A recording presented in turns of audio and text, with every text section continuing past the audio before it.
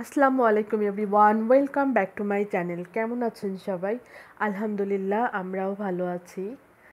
সবাইকে জানাই অগ্রিম ঈদ মোবারক। আগামীকাল ঈদ, তাই ভাবলাম ঘরের সব কিছু একটু পরিষ্কার করে একটু গুছিয়ে নিই। ঘরের সব কিছু আগের জিনিসই আছে, তারপরেও কিছু কিছু অ্যাড করেছি নতুন। এই মানি প্ল্যান্ট গাছগুলো আমার খুবই পছন্দের গাছ, তাই একটু গুছিয়ে রাখতেছি সুন্দর করে। আমি এই স্টোনগুলো যেগুলো দিয়ে আর্ট করেছিলাম, আমি ছোট ছোট স্টোনগুলো সুন্দর করে একটু গুছিয়ে নিচ্ছি মানি প্ল্যান্ট গাছের নিচে। একটু গুছিয়ে নিচ্ছি। জিনিস যেরকমই হোক না কেন, কম দামি বা বেশি দামি বা যে ধরনেরই জিনিস হোক না কেন, একটু গুছিয়ে রাখলেই সেটা সৌন্দর্য ফুটে ওঠে। অনেক দামি কোনো কিছু দেখবেন যে আপনার অবহেলার কারণে জিনিসটা নষ্ট হয়ে গেছে, বা জিনিসটার সৌন্দর্য আপনার কাছে একটা সময় শেষ হয়ে গেছে, কারোর কাছেই সেটা ভালো লাগবে না একটা সময়ে। তাই জিনিস যেরকমই হোক, ছোট হোক বড় হোক, আর কম দামি হোক আর বেশি দামি হোক, আপনার পরিষ্কার পরিচ্ছন্ন বা গুছিয়ে রাখার উপরেই তার সৌন্দর্যটা ফুটে উঠবে। ডাইনিং টেবিলটা একটু পরিষ্কার করে গুছিয়ে নিলাম। আমার ডাইনিংয়ের এই বেতের ট্রেটা আমি 2 নাম্বার হার্ট ফাউন্ডেশনের অপোজিটে যে দোকানগুলো আছে সেখান থেকেই কিনেছি। ডাইনিংয়ের উপরে বেতের ট্রেটা দিয়ে আমি মানি প্ল্যান্টগুলো রেখেছি, একটা ক্যাকটাস গাছও রেখেছি। তারপরে এই ছোট্ট জারটার মধ্যে মধু রেখেছি, আর এইটাই সরিষার তেল। সরিষার তেলটা ভর্তার জন্য আমি ডাইনিংয়ে হাতের কাছেই রেখেছি। আর এই জারগুলো দেখতেছেন, এগুলো আমি যশোর থেকে নিয়ে এসেছি। মোটামুটি আমার ডাইনিং টেবিলটা ডেকোরেশন হয়ে গেছে। আমি সিম্পল কিছু জিনিস দিয়েই এখানে ডেকোরেশন করেছি। আপনাদের কাছে ডাইনিং টেবিলের ডেকোরেশনটা কেমন লেগেছে আমাকে প্লিজ কমেন্ট করে জানাবেন।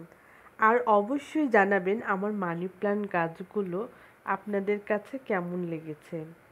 আমার কালেকশানে আমার আরও কিছু ক্যাকটাস গাছ আছে, সেগুলো আমি অবশ্যই আপনাদের সাথে শেয়ার করব। আমার ছোট ছোট ক্যাকটাস গাছ, মানি প্ল্যান্ট গাছগুলো কিভাবে আমি গুছিয়ে রেখেছি সেগুলো অবশ্যই আমি কোনো একটা ভিডিওতে আপনাদের সাথে শেয়ার করব। এইবারের ঈদটা আমরা যশোরে যেতে পারিনি, ঢাকাতেই ঈদ করতেছি। আমার হাজবেন্ড ছুটি পায়নি, তাই বাধ্য হয়ে ঢাকাতেই ঈদ করা হচ্ছে আমাদের। সেরকম একটা কোনো প্রিপারেশন ছিল না যে ঢাকাতেই ঈদ করব, হঠাৎ করেই এরকম হলো। তারপরে যখন দেখলাম যে আমরা যশোরে যেতে পারতেছি না, এখানে ঈদ করতে হচ্ছে, তাই চটজলদি এগুলো একটু গুছিয়ে নিলাম। হাতের কাছে যা ছিল সেগুলো দিয়ে একটু গুছিয়ে নিয়েছি মোটামুটি। এগুলো গোছাতে যেয়ে ছোটোবেলার অনেক কিছুই মনে পড়ে যাচ্ছিল। ছোটোবেলায় মাকে দেখতাম ঈদের আগের দিন ঘরের সব কিছু পরিষ্কার পরিচ্ছন্ন করে সব কিছু সুন্দর করে গুছিয়ে রাখতো, বিছানায় নতুন বেডশিটও পেতে দিত, সব কিছু এভাবেই পরিপাটি করতো। তারপরে চলেন আমার বেসিন এরিয়াটা আমি কিভাবে গুছিয়েছি। সামান্য কিছু চেঞ্জ করেছি বেসিন এরিয়াটায়।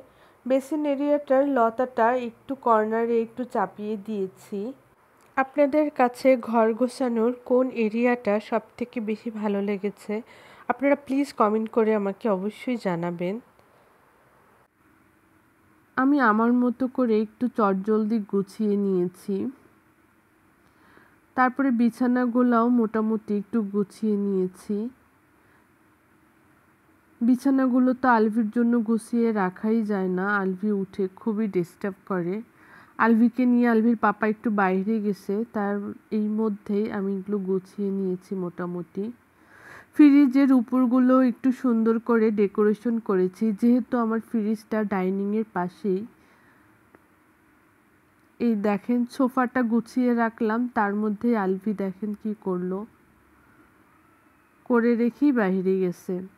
তারপরে আমি বেডশিটগুলো একটু চেঞ্জ করে নিলাম, নিয়ে এই যে দেখেন আমার ছোট্ট বাগান, ক্যাকটাস গাছের বা মানি প্ল্যান্টেরও বাগান বলতে পারেন, কারণ আমার বেলকনিতে তো সব ধরনের গাছ হয় না।